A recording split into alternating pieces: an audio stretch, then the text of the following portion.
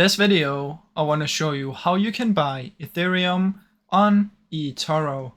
First step is you need to make sure that your account has been verified, and you do that by going over here, click on your profile, and make sure that you verify it with the documents. So you need to send a proof of address, which can be a bank statement, utility bill, all these things.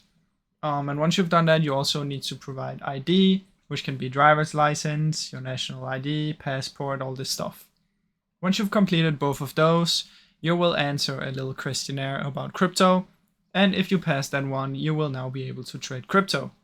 So after that, head over to Watchlist or Discover, search for Ethereum, click on it, and simply press trade.